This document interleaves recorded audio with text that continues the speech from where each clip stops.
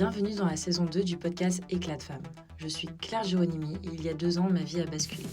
J'ai refusé de me taire et j'ai créé ce podcast pour donner la parole à celles et ceux que l'on n'écoute pas assez. Femmes et hommes engagés, victimes, professionnels, témoins. Ici, nous partageons leurs histoires, leurs combats et leurs pensées. Dans cette nouvelle saison, nous ouvrons des discussions encore plus fortes pour comprendre, prévenir, faire entendre et porter des voix inspirantes de notre société. Retrouvez un épisode un lundi sur 2 à 8h, disponible sur toutes les plateformes d'écoute. Bienvenue dans la saison 2 du podcast Eclats de Femme.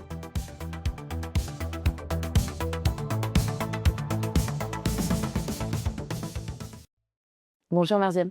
Bonjour, thank you for having me. Peut-être, est-ce que tu peux te présenter en 1 minute, s'il te plaît? Oui, je m'appelle Marzieh Hamidi, j'ai 23 ans. Je suis iranienne et afghane. Je suis championne de taekwondo. Je quitte mon pays parce que Talibans sont venus en Afghanistan. Et ça fait 4 ans que je suis là. J'habite à Paris. Et je suis sur protection policière parce que j'ai pris de parole contre les Talibans. Et c'est pour ça que je suis sur protection policière. Mais mon combat, c'est pour les droits des femmes en Iran et Afghanistan, et même en France, parce que je pense qu'est-ce qui se passe dans le monde et dans la société. Dans la fin de la journée, c'est toujours les femmes qui sont victimes de tout. Et ça, c'est mon combat et je combat pour les droits des femmes. Et je pense que justement, notre combat se rejoint beaucoup pour le droit des femmes. On aura le temps d'en rediscuter pendant cette interview. Je t'accueille aussi parce que tu as écrit un livre qui s'appelle justement « Ils n'auront pas mon silence ». Et c'est justement pour ça aujourd'hui que je t'interviewe. Un livre qui est très beau, qui a été aussi écrit avec Baptiste Bernard Proust, personne qui m'a permis de te rencontrer aussi également. Peut-être ma première question... So Marzieh, you say you still love Afghanistan, even with all you live there. What makes you stay connected to that country? I think it's because of my roots, because of my parents. And when I went to Afghanistan, of course, I was shocked about the society and all the situation. It was not good. But when I start exploring the country, the people, I fall in love with most of them because I saw how they are kind despite all of the bomb attacks, despite of all of the sad thing in the society, because Afghanistan is not a safe country and a peaceful country. It has been always in war, and there were always bomb attacks in the city, but people, they were still alive, they were still fighting, and they were dancing, enjoying. And for me, this was so beautiful, and for me, they were such a powerful people. And I fell in love with them because they were so kind. And the country is beautiful, the nature is beautiful, and I think it's more because of my parents, especially my mom, because she loves Afghanistan, and when she tells me about past and all of this, I feel like I'm attached also to Afghanistan. And I think it's more about my experience there, the people that I met. Of course, I had also bad experience there. I met bad people, but I had also many good times. And I learned also from Afghanistan, my experience there, all of this made me a different person. And I'm happy of that. So because of that, I love Afghanistan. So cool. Tell us a bit about your childhood between Iran and Afghanistan. What kind of upbringing, what kind of family did you have? I grew up between 2 countries. I was born and raised in Iran. Then I moved to Afghanistan when I was 12. I mean, I didn't move. I had to live there and to go to Afghanistan. And then I came back again to Iran. And then I came back again to Afghanistan. So I was between 2 homes, 2 countries. But at the same time, I was not feeling home with Iran and Afghanistan at the same time. But my childhood, it was not really interesting, but I was lost between two homes. I was lost where I belong.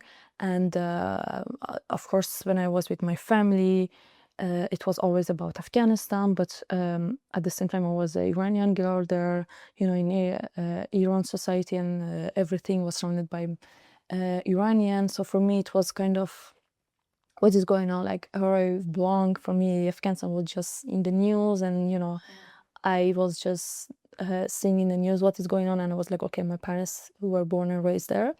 But I'm coming from a good family. Like my parents are really supportive.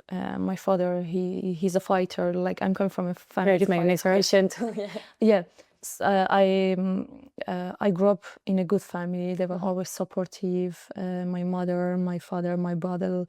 They were always supporter of me and my sisters, education, my freedom and everything. So I had this chance to have a good family. But of course, as you know, in Iran, the society is not really interesting for women because of the government, and Afghanistan the same. And in Afghanistan, it's more about the society than the government, because before the Taliban, it was society that was making it a hard life for women. So for me, it was challenging as a child and teenage girl to grow between two countries, because I was seeing what's going on in Iran and Afghanistan, and I was suffering between both countries. It was really challenging and hard, but I made it. I could live there, and I could learn many things from there. You often describe your father as a fighter. Did that shape your own sense of courage? You know, like when I was always a mature and courageous child. You know, I was like this always. And my father, he used to be a fighter against Taliban, and he was in military forces, and he's like me, like he's crazy, like he wants to fight against injustice, against terrorism. And my mother, she's the same, like she's a rebel woman. And I think this is something coming from my parents, my family, and my background. And I'm also like this, like it's coming from my heart. I don't like to see injustice. Like I feel always I want to be in action. I want to fight. I want to be the voice. Like when I start realizing what is going on in the world, like when I was teenager, I was like, I want to be the hero. I want to be someone who is changing the situation, the society. And this was something coming from heart. And of course, when I was hearing the story of my mother, my father, I was like more impressed. I mean, I was more attached to that. And I was like, okay, I want to be like them. So for me, it's coming also from family and also from me, from my heart.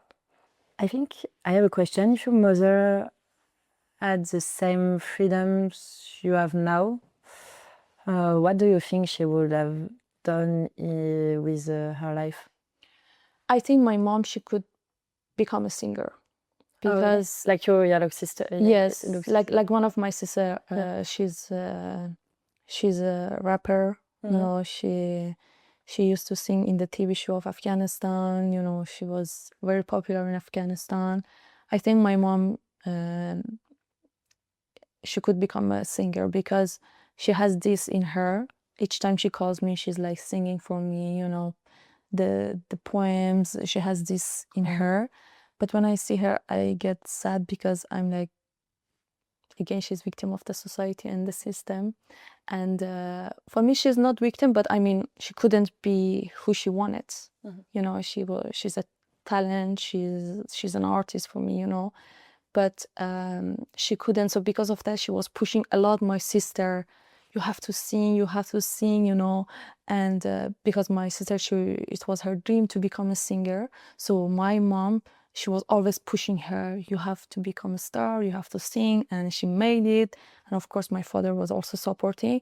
My mom, she could become a good singer, and of course a feminist, because my mom, like, I'm like, if you see me, you think you're seeing my mom, like I'm the same of her, but in a different way. But she's like me, a rebel. She's courageous. She's very brave. She break the taboos, and I love my mom. And each time I see her, I'm like, thanks God, like I have a mom like this. Yeah, if she could be something in society, she could be a singer. How about your older sister? She's a singer. How just can she live in Afghanistan with her job? Sorry. Well, when my sister became a singer, she was 17. She was very young. She became so famous, and it was very challenging for us, because first of all, Afghanistan for us was a new country and new society. And my brother, he was really afraid of if something happened to her, because she was singing for women's rights. She was singing against the system. Like, she was not rapping for love. It was maybe sometimes, love songs, but most of the time she was, having a strong message for people, for society, for women in her songs. So for us, it was we were afraid of her safety. Amazing. And when we were in the street with her, like, everybody was coming to take photos with her. She was very popular, and she was favorite also. But of course, there were people that were saying, "Oh, it's not good for a woman to sing." There's always like this in this kind of society. But she could handle it, But after a time when she became more famous and the security was not good, she left Afghanistan. She went to Turkey to live there. And also we went back to Iran because of her. Actually, we went to Iran again because for us it was not also good, because we are her family, so it was also dangerous for us. So because of that, we left Afghanistan and we went to Iran. It was challenging for her. At the same time, it was very cool. We were enjoying the people. Like, when we were going to restaurants or some places, like, they were so welcoming. They were so nice with her, with us. It was between happiness and fear. So we lived that. She lived that, and after she decided to leave Afghanistan, because she understood that she cannot live in society like a normal person. And she didn't want to be like other people, like with bodyguards, like always to be protected. So she wanted to live free. So she left Afghanistan. But she did a good job, I think, Afghanistan. She could be an inspiration for other girls, to achieve their dreams, to break the taboos, if they want to sing, if they want to rap, to do whatever they want. And we can listen her music in France? Yeah, you can search in YouTube her name, Marzieh Hamidi. Okay, so cool. Yeah, so, she was singing so cool. in a TV show. Like, we had a TV show in Afghanistan by the name of Afghanistan, like something the voice that they have in other countries in Europe. Yeah, it's like And like the Star Academy or a Star Academy, something like this. Yeah. So she became famous because of that TV show, and she started singing there. So you can search in YouTube and listen to her songs. So cool. As a little girl, who were your female role models? For me, en general, when I was like teenage, for me it was Yazidi women, because they were fighting against Daesh, and they were slave for Daesh, and Daesh were using them, to make kids for them and to use the kids as a terrorist in future. So they were fighting against that. And like, when I was in Iran, when I was a teenager, I saw that Nadia, she was one of the slave of Yazidi. I mean, she is a Yazidi woman that she was slave of Daesh. She left, she flee, and she came to Europe. And when I saw this, like, in the news, I said, "Oh my gosh, she's so brave! How she could do that?" And when I saw her interview, she was saying that she was raped many times by different men, and when I heard her story, I said, she's so brave. Even escaping from Daesh, this needs a lot of courage. And mentally, you have to be very strong. And for me, she became my role model. And I said, I want to be like her. Like, wow, the way she's courageous. I said, I want to be like her, courageous. She's very strong. And I was always attached with their fight, especially the fight of Yazidi women, because I said they were so beautiful, so feminine. I mean, they are very beautiful and feminine. At the same time, they're very strong. They are fighting with guns against them. And I said, they are wow for me. And so for me, it was Nadia Murad. She became my role model. And of course, I was also inspired by one of the Iranian feminists, Masih Alinejad. When she was talking and when she was fighting against the regime in Iran, I was also attached by her fight, and I was like, I want to speak like her. Like, she was very strong when she was speaking with confidence, and I was like, okay, they were my inspiration. So this is how I find out that I have this part of freedom fighter inside my heart. You've said that Taekwondo became your therapy. What exactly what is healing? Anger, fear, the feeling of nothing being legitimated? Well, for me, like first day when I went to the gym to do Taekwondo, to start Taekwondo, it was just a hobby for me for like few months. And then I was sexually abused by a guy, and then I was really sad. I was depressed. I was feeling I'm a loser, because when I went to court against him, they said like first they were talking like I'm the problem,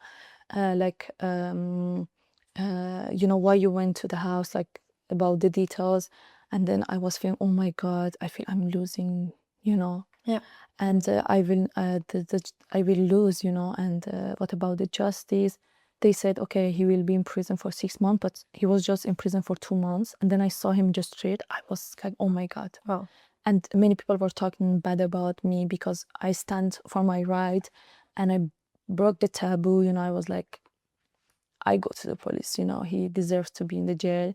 And I was feeling angry. I was feeling sad. I was, it was a lot of feelings, and there was pressure also on me, as a young girl in the society. I was underage when this happened, and I went to the police alone, and they were like, where's your parents?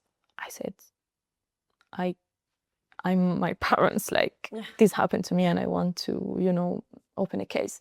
So it was very difficult, challenging. I was feeling lonely, and it was very difficult. It was like, on that age for me it was too much, but again, that spirit of fighter that I had, it helped me to keep fighting. And I was not training because I was always going to the court, to the police, following up with the case. And then when I came back training, I was like, okay, it's the only place that I forget. Like, okay, I forget what happened to me. And sometimes during training, I was getting emotional, I wanted to cry, but then I was like, no, I just stay strong, like just keep training. So because of that, Taekwondo became my therapy. And that was the time that I entered in the ring to fight, in life. That was the moment I became fighter, because I stand for my right and I stand against injustice and all of this. And I said, okay, now it's start now, and for me, my fight started when I was 16, because I was sexually abused, and I said, okay, I want to become a champion. I want to feel strong. I want to feel that I have power. And it was always angering me when I was kicking, and that anger was helping me to be strong in training and in fight. So because of that, Taekwondo became my therapy, because it was a moment, like it was like maybe 2 hours training, but in 2 hours I was releasing all the emotion, the anger, the sadness. And after you feel better. Sorry? And after you feel better. Yes, and after I started feeling better, and I was like, okay, I did my part. Until it was possible, I fought against that. But sometimes it's the system and it's the society, so it's not in my hands. I don't control that. So Taekwondo is my therapy. But when I left Afghanistan, when I came, in the beginning it was my therapy, but after it was not my therapy, you know. You know, when I was suffering a lot from my mental health, like anxiety and panics, Taekwondo was not helping me. So sometimes in my life, it was my therapy, but sometimes it was the reason of the stress of my life. It's normal. It's a hard practice to. Yeah, because I do Taekwondo as a professional job. Like it's my, you know, it's my professional job, Taekwondo.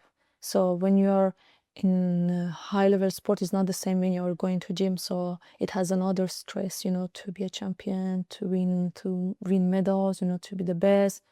It's another challenge and stress, but I'm not just stressing as an athlete. I'm stressing from many things, from life, from my fight, from the country that I'm coming from many things. So everything is like a lot for me, and I'm like, okay, sometimes I just need to not kick, because sometimes kicking was also making me feel sad. I imagine. When did you realize I'm not just doing sport anymore and I'm fighting with the system or against the system? I realized when I went to Afghanistan. Because when I joined the Afghanistan national team, I saw that they don't care about a female team. They don't respect, they're not really interested in our team, you know, like we had coach, but they were more focused on boys. And I said, this is not normal. Like the girls are working hard also, and it's difficult in the society to be an athlete. So why we don't have that much support? So I started realizing, okay, it's not normal what is going on here. And then I was like, okay, I have to be a good athlete. I have to be a champion. I have to be stronger because of the system, to fight against the system, to fight against the society, because they were always attacking me, like telling me, oh, like they were, when I was kicking, they were saying, oh, it's so sexy when you're kicking. And I was like, I'm kicking, it's fights. I don't think it's sexy, you know. And they were like, oh, I see your legs, you know. They were talking about my body, so I was not comfortable of that. And I was like, okay, Taekwondo now is my fight as a woman, not as an athlete. And I realized that I'm not just an athlete. I'm more than that. I want to be a symbol for you know, and to be an inspiration for other women and to help other women. So for me, sport in Afghanistan become my fight for equality, for freedom. Do you remember the first time you thought this is happening because I am a girl? Yes, I know that it was because I was a girl, you know, like when I came to Kabul, when I joined the team, they were happy of me because they said, you're talent, you're very good, you're a good athlete, you know, you're strong, your technique is good, because I started Taekwondo in Iran, so Iran is good in Taekwondo. And then I started realizing the injustice towards other girls, you know. And I was not wearing hijab when I was training. So every time they were telling me, not my coach, but the other coach, he's coach of male teams, he was always telling me, girl, change your clothes, like put your scarf, like it's not good. If the Talibans see it's like this, it will be not good for federation, the image of federation. Like I was a bad image for the federation, but I was never listening to him. I was like, okay, but the next day I was the same. I was like, I'm not gonna change myself for you. And by the law, I'm allowed to wear what I want, whatever I want. So I wear my favorite clothes for the training. I don't wear hijab, and I was the only one in whole sport of Afghanistan. I was not wearing hijab, and I was dressing the way I want. And then there was a competition in Afghanistan, in Kabul, and I won in my category. And when it was a ceremony of medal, they said that you have to put your scarf, Marzieh. No. Yes, they said because it will publish in the news and the Taliban will see, and it will be dangerous for the Federation and other girls. So I said okay, because I didn't want to make it hard for other girls, and to be in danger because of me. Yeah. But after I took it off and I took photo from myself with my medal without hijab. And I shared that photo. I didn't share that photo of what they wanted and they asked me. But for me, it was this, and I was like, it's not okay. Like, ça va pas, everything is going on here. Like, they don't care about us. Like, the male training was always good. For the boys, everything was good, And they were always saying to the girls, oh, you're not good, you're not strong, you're weak. They are strong. It's the coach who is weak. It's the system who is bad and weak, and they don't know how to manage athletes and how to take care of these young talents. So this was the time that I realized, and I was like, okay, I have to fight, even if they are nice sometimes with me, because they know my family, my brother, my position was different in society, so they were kind of sometimes good with me, but I was like, I don't care about this if they are good with me. There is injustice around me, so I will always stand by the side of the girls, even sometimes they were not good also with me. But because I was a foreigner for them too, it was crazy, but I was like, I don't care, like I do what I want to do. And I was telling always to them, you have to take us to the stage, to the training camps, we have to do this, like Federation is doing nothing. I was always in action, and they were like, oh, you're a crazy girl, Marzieh. Wow. Yes. So that was the time I was like, okay, it's not normal what's going on here. When the Taliban entered in Kabul in 2021, you didn't go to the airport like your friend. Just why? Well, when the Taliban came, I didn't know that there will be like planes to take people out of the country. I didn't know what will happen. I was just thinking, okay, what is the next for us? Yeah. I was thinking like this. And then we had the group chats with my friends. They were saying like, oh, the airport is like this, this person is going like this. But that time I was thinking the most safe place for me is my home now. Because I was like, I don't want to be beat by Taliban at the airport. I was thinking like this. I said, I don't want this to happen. They beat me and I pass and I go to, I don't know, to France or United States, anywhere. I said, I don't want to live like this. Okay. And I was thinking, I have to stay here and to wait. Okay. And I went one time with my family because I received visa from UK. I was like, okay, we can leave. But we didn't go to the airport. When we were getting closer to the airport, we saw some families, they had shotguns because, it was like a big mess there. There were Taliban soldiers, there were American, French, from different countries, and they were trying to help people that they want, and Taliban was blocking most of them. And it was like a movie for me. That's great. And then I was like, and my brother, when he saw like, okay, what's going on, he said, we go back home. Oh. Yes, we didn't want to take this risk because we didn't want anything happen to my parents. So we came back home, and I said, okay, I cannot live like this. Wow. I was so brave to stay, but I was not brave to just pass the airport. I said, I don't want to live like this. I don't want to face Taliban like that. I was not ready to face that. So I stayed 5 months there. Okay. And I was waiting for visa, from any country to leave because I couldn't leave the time when I received visa from UK, but I was waiting from some countries. They told me like, we want to help you. But I was like, okay, so I'm gonna live here, I'm gonna make kids, you know, like I will live like with burqa. I was imagining and I was preparing myself like that. And I was like, I have to be a resistance now here. Okay. It's crazy like how I was thinking. Like I was not thinking to run away. I was thinking I have to stay and find a solution. But find solution with terrorists, like what I was thinking, it's crazy, you know. Even when I think now, I'm like, why I was thinking like this, you know. Then day by day, I start realizing that international community is good with Taliban. They're saying we want to give them time. They change, and then I was like, is it a joke? They are saying Taliban, they change. They will never change. A terrorist is a terrorist. Yeah. Maybe they change their clothes, their way of speaking, but at the end of the day, here they are terrorists.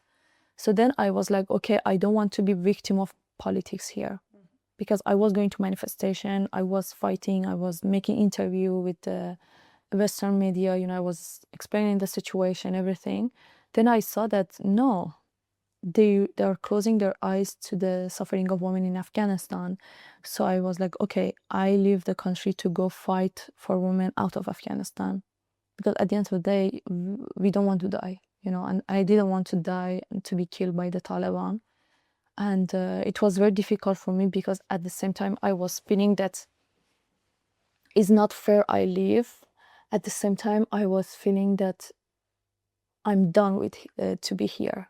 I'm done with Afghanistan, like it's time for me to go, you know. There was a feeling to say, telling me like, go Marzieh, you know. It was like this when I left Iran in 2020. There was a feeling, okay, it's finished for you now, Iran, you have to go for a new country. And that time was like this for me. And I was like, okay, so I leave. And first I went to Doha. I was there for 10 days, and I was not feeling really I left, you know, because it's not very far from Afghanistan, and you know, it's a bit like you don't feel really the difference. But when I came to Paris, I said, okay, I'm in exile now. Like when I left the airport and when I opened the map, the Google map, and I saw that how far I am from Afghanistan.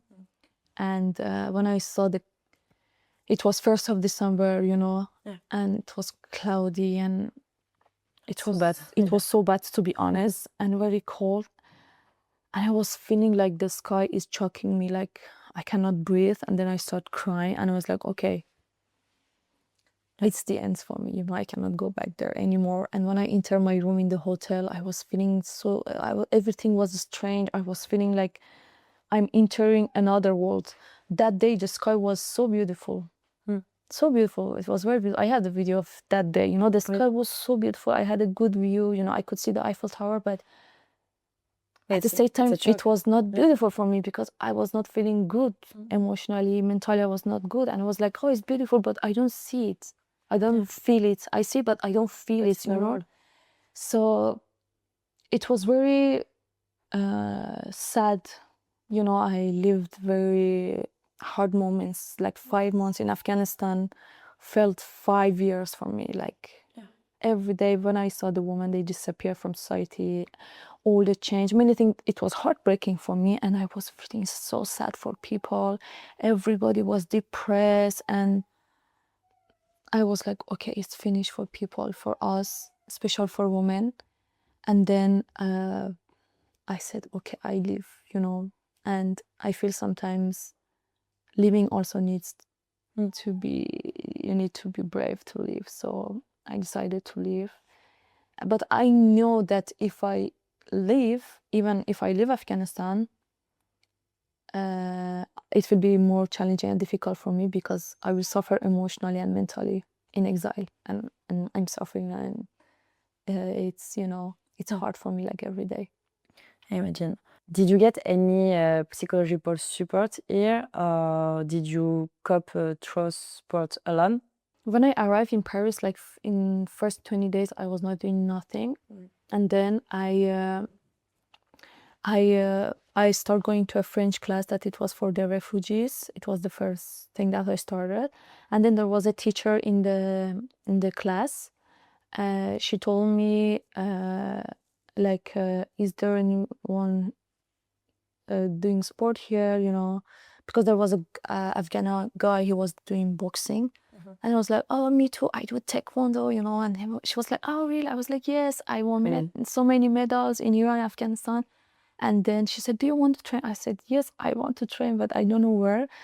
She said, I will find a place for you because she knows somewhere.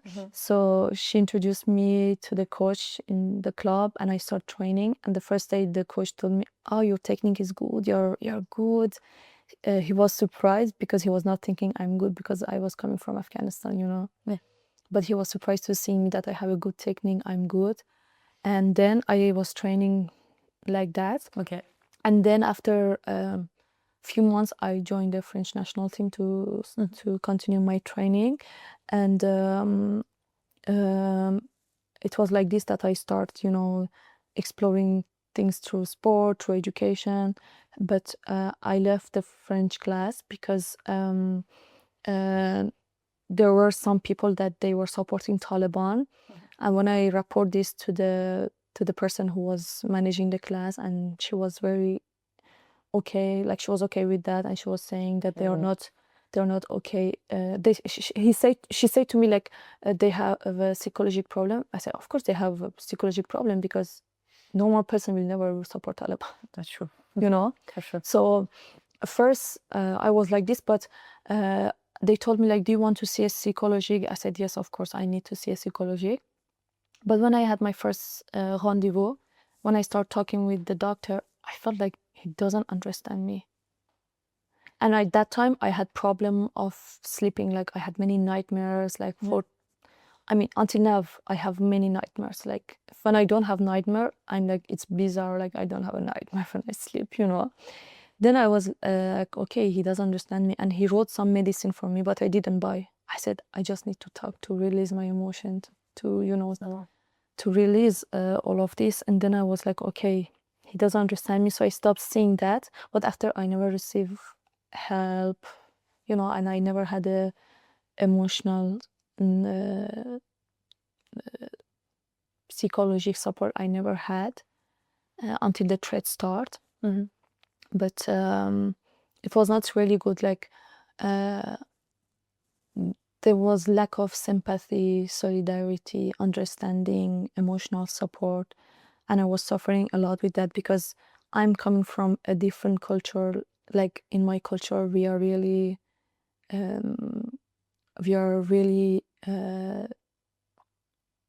connect to each other. We listen to each other, we take care. And there is a lot of love. I grew up with a lot of love, and there's always attention and checking on each other. But when I came here, it was nothing of that. So that made it more difficult because I was suffering a lot and I was feeling always alone. So I never had this psychological like support from a doctor, from an organization or something. But when the threat started, after they found me a doctor and I see her, and that was the time after 3 years I start talking about all my emotions, So it was not really good, to be honest. And today, do you have French friends? It's complicated. Well, I have like my teammates, but the way of friendship is not the same. Of what I want, it's not the same that I had with my friends in Iran, for sure. Because we don't have the same life, we don't have the same background. No, we can't. So but I enjoy it with them. We have good time, but I don't talk with them about my life, or I'm suffering from my mental health. I don't talk about these kind of things. We are just having good time in training, enjoying. But if I think, I don't have really like proche, like very close French friend. I don't have, because there was always lack of sympathy and understanding. Yeah, and you say, I remember you said that you feel older than other French people. Yeah. Like when I came to when I joined the French team, when I saw my teammates, I was like, we have the same age, but we are not the same. I was feeling, I was feeling, oh my God, I'm too mature for them. And they were like, but they are living normal life. So it's normal. This is okay to be like this. You should be like this. But I grew up faster than my age, And then I was like, oh my God, they don't, like it was so difficult for me. The first year I suffered a lot. I was always feeling alone. And I was like, oh my God, we don't understand each other. Like, sometimes, okay, you don't need to live the same what the person live, but you can be a human and understand, you know what I mean? Again, it was lack of sympathy and emotional support. So I was like, oh my God, how I'm gonna live in this country, how I'm gonna live with the people, especially with the team, how I'm gonna continue. It was a lot of challenge for me, but I made it, and I'm friends with them. But if I want to talk about my anxiety, my panics, my problems, the threats, all of these, I don't talk with my teammate or with French friends. Yeah, I talk with my friend that she's coming from Iran, or I have a friend, for example, she's South African, or from different origin. I share my pain, but when I think no, I don't have like that close friends. So I think we need to be more sympathetic and empathic too. Yeah. I think we need to understand in France, but for French people, it's a bit complicated. But in Paris, do you feel really safe today? No, even when I came, I had a cultural shock. Yeah. I was like, oh my God, where I am. Who are these people? When we were going out at night with my friends, I was like, it's weird. I don't feel safe. I was not feeling safe. I was like, everywhere, like if you go every country in the world, there is no safe place for the woman. There is no safe place for the woman in the world. That's for sure. But I was accepting something better in Paris, I remember one night I was out with my friend, we were a bit drunk, and a guy, he came and he touched my hair and he wanted to touch me, and my friend was like, we have to run away. And I was like, oh my God, it was just first 2 months of my life in Paris. I was like, oh my God, wow, what's going on here? I said, it's not normal, ça va pas du tout. I was like, it's not normal, what's going on here? But then I was like, maybe it's random, but I saw often these kind of things and I was like, okay, Paris is not safe. But after, last year in September, when I received the threats, the life totally changed. My life, totally changed. It's a nightmare now for me. And I was like, okay, now I have to survive from the threats because they want to kill me, they want to rape me, and they made a price for my head. One of the Taliban member, they announced in Twitter, if someone in Europe, finished the job, there was a price for that. And then I was like, oh my God, how am I gonna live? And actually you receive the threats are from people who live in Europe. This is the problem. Wow. Because if the threats was from Afghanistan, I was like, I don't care, it's so far away, you cannot catch me. Yeah. But the numbers they were calling me, I received 10,000 messages and calls in my WhatsApp, and there were a lot of numbers from French numbers, Germany, Netherlands, UK, United States for sure. Oh. Even some countries that I was not thinking that Afghans would live there. Wow. You know what I mean? And I was like, they are everywhere, so I would never be safe if I travel. Wow. And I was like, oh my God. I saw a number call me from Malaysia, Thailand. I said, it's not normal what's going on in my WhatsApp. And they were sending me also pictures of their penis. They were like, oh, how do you want to be raped? One of them, he lives in Paris. He sent me a message on my Instagram. he sent me a voice message. He said, I really want to have sex with you. How do you want to be raped? Where do you want to be raped? In a hotel, in a restaurant, in home? Like, what is your favorite location to be raped? And he was sending me photos of his penis. Wow. And I was like, wow, like that's insane. It's a lot. It's too much for me. And I understand. and Is it too? yes, Yeah. like you can understand me, and you know, as a woman, it's not easy to face this, you know. And then I was like, oh my God, like it's so disgusting. And when I was listening, the way he's talking with love, I was feeling he's here, you know, like, you know. And I was like, okay, they are crazy and they are ready to do everything against me. And I didn't know like the French police would protect me, you know, because I'm not officially French. But then they said, okay, we will protect Marzieh. And I was like, okay, I'm lucky. And, you know, I was happy that they wanted to protect me. But what's the point is that we are living with crazy people in society. And they are here. They are not one or two. They are hundreds and thousands crazy people here. And they are making unsafe society for women. Again, the victims are women. And for example, I didn't want to be the victim. I went to the police. Like when I received the first call, in 2 hours, I went to the police with my lawyer. I called my lawyer, I said, this is happening to me. And she came and we went to the police. And many people told me, oh, even you go to police, French police, they do nothing. The judge will do nothing. I think that's not true. Yeah, that's not true. I was like, no, it takes time for justice, for sure. But I said, even if they don't do, I fight. Yeah.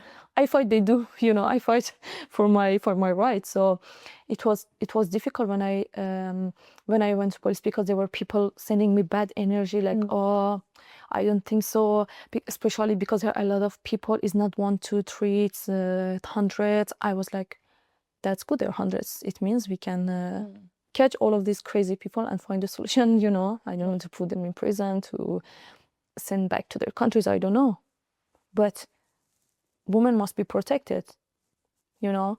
At the end of the day, again, we are the victim of all of these people that are against women. And who's going to protect us? So, and there was also pressure of me, because they were saying, because I am a refugee in France, you know, and I'm coming from Iran and Afghanistan, you know, and they were saying, oh yes, now you are a fascist, or you are they are using you against immigrants, they are using you against Muslims, they are using you against this and that. I said, listen, I'm the victim of what happened. Yeah. And what happened to me is speaking for them, you know, like my case is telling the truth, and it's the reality at some point. I'm also immigrant, but I'm also refugee, but I'm a good refugee here. Yeah, sure. I don't rape, I don't I'm fighting for a good life, and I want to be a good person in the society, and I want to make proud for French people that they help me, you know, to not make them regret of, oh, why we help them, you know.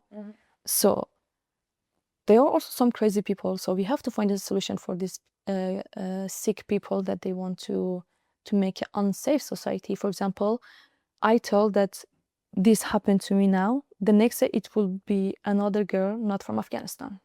It can be a French girl, it can be German, it can be from anywhere, you know, because at the end of the day, they are against women. But for them, it was more easy me, because I spoke out against their regime, all of the things that they are doing against women. So I was like, it's not true.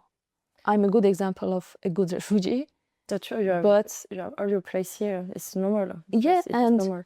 And I don't stay silent, and because of politics will put a label on me. I don't care. I'm a young girl that I'm facing these problems, and I need help, and I need justice for that, and I need protection. So I don't care. You can, if you're smart, you will never think like this. If you don't have a brain, you will judge, you will say anything. So for me, it was a lot of pressure. Like, I lost many friends, and it's crazy, but I'm not regret of that, because I stand for justice and I believe in my fight. What I'm fighting is for young girls in Afghanistan. I can have a good life in Paris, enjoy my life, doing my sport.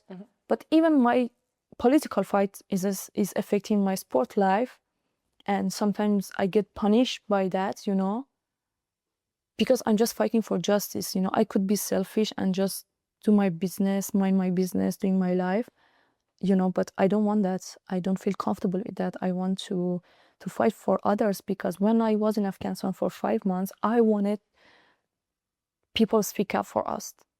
People who were out of Afghanistan, we wanted they speak out against Taliban and about the situation. So it's the same. There are millions of girls there that they want me to talk for them. So as a human being, I don't think it's fair to stay silent about all of these horror things that is going on in Afghanistan. If you could change just one thing right now for Afghan women, what would it be? I will change the society. Wow, so big. Yeah, because for me the problem is the society, because it's not only Taliban, it's also society. But if the society is well educated, and if they are smart and respectful to women, they will stand against Taliban. But there are many men that they are okay with Taliban, so they don't care what's the consequences of all of this for women. But I will change the society. Why did you want to write your book just now? Since I was a teenager, my mom, she was always saying, write everything that is going on in our life. It was her dream, to share our story to the world. But I was like, oh, let's tell the mom, But I was writing in my notebook, But when the thread started and all of this, it was my dream to write my book, to share my story to the world. And my mom fight my father, everything. But when the thread started, they wanted to silence me, and they were telling me, you have to make a video and apologize, And then I was like, oh, it's not going to work like this. I'm not gonna apologize. I prefer to live under police protection for 10 years, but I would never say I'm sorry about what I said. So then I had many proposals from some editors, French editors. They wanted to write my book. And with Baptiste and with my lawyer, we were like thinking which one is the best to share the story. And we chose Robin Laffont, because they were really engaged and supportive about my fight. And they were really, they wanted really to share this fight. And for me, that was very important, to work with someone who value my fight. Not to do a business, to value my fight, to share this testimony. So for me, my book is a testimony, for against Taliban, for women, and to show that you wanted to silence me, but I made it to book. I share about everything. I wrote everything so everybody can read it, because when you make interviews, of course, it's good, but the book will stay. So for me, it was because they wanted to silence me, and I didn't want to stay silent, so I wanted to speak louder through my book. My last question is, if a young girl or just a girl in Kabul secretly reads your book, what do you hope she takes from it? I would love she feels that she's not alone. And I would love that she feels that we all stand together and we are fighting for them. I want they feel that they are not alone, and they are, we didn't forget them, we will never forget them, and we will fight for them. And I wanted to give them this feeling that we all having a difficult life, but in a different way. But all of us, our goal is freedom and safety. So I want they feel that they're not alone and we are together in this fight. That's beautiful. Thank you so much. Thank you for having me. Merci d'avoir écouté cet épisode du podcast Eclats de Femme. Si ce que vous venez d'entendre vous a parlé, abonnez-vous à ce podcast pour ne rater aucun épisode. Partagez-le autour de vous et rejoignez-nous dans ce combat humain, universel et collectif contre les violences sexuelles. On se retrouve dans 2 semaines, lundi à 8h avec un nouvel invité. D'ici là, prenez soin de vous et libérez la parole.